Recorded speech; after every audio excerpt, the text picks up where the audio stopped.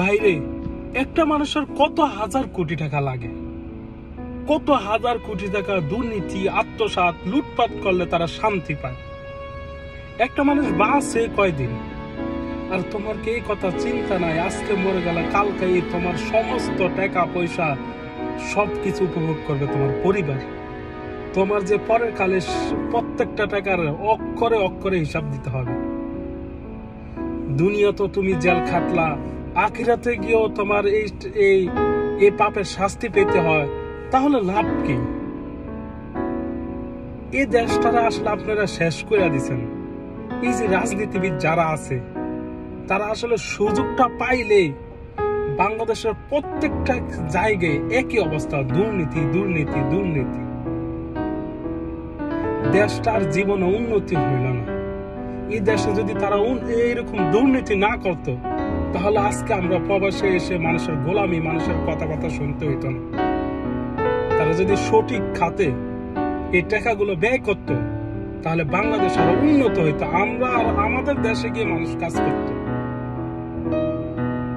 আমরা আর মানুষের গোলামি করতে হতো না। শুধু এই লম্পট, এই প্রতারকদের কারণে আজকে দেশটার এই অবস্থা। যারা গরিব গরিবে রয়ে গেল, যারা অসহায় অসহায় রয়ে গেল, আর যারা এই যে দুর্নীতিবাজ, তারে আজকে কোটি কোটি টাকার সম্পদ তাদের হচ্ছে, হবে, হইতেছে।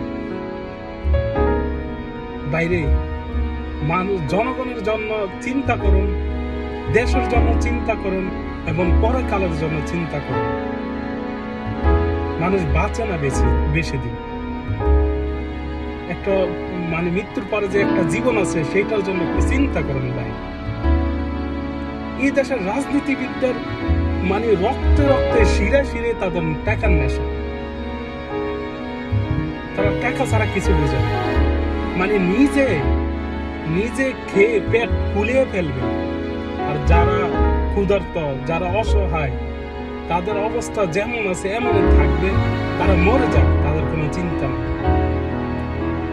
দেশে মারামারি হতে, এই যে আন্দোলন নিয়ে কত মানুষ মৃত্যুবরণ করছে, কত মানুষ শহীদ হয়েছে, কত মানুষ আহত অবস্থা হসপিটালে পড়ে আছে, তাদের কিচ্ছু যায় আসে।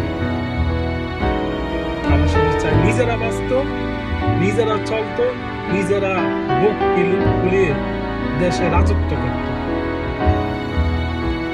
ফেরান মঙ্গুদের কথা তোমাদের মনে নাই? ঠিক তোমাদের এখন পরিস্থিতি আল্লাহ আস্তে আস্তে তাদের মতো করবে ইনশাআল্লাহ। বাইরে বেঁচে থাকতে এখনো সময় আছে। আমি যারা রাজনীতিবিদ আবার নতুন ভাবে গঠিত হচ্ছে বা হবে, তাদেরকে একটু স্মরণ করে দিতে চাই। বাইরে মৃত্যুর পরে আর একটা জীবন আছে, সেটার জন্য একটু চিন্তা করো।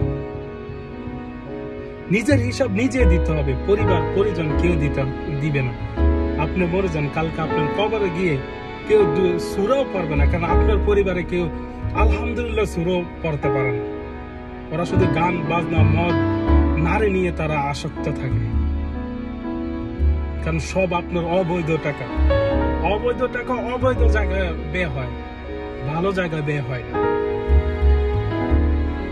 দেশকে বাঁচান, নিজে বাঁচন এবং দেশের জনগণকে বাঁচান। পরের কালের জন্য একটু চিন্তা রাখেন।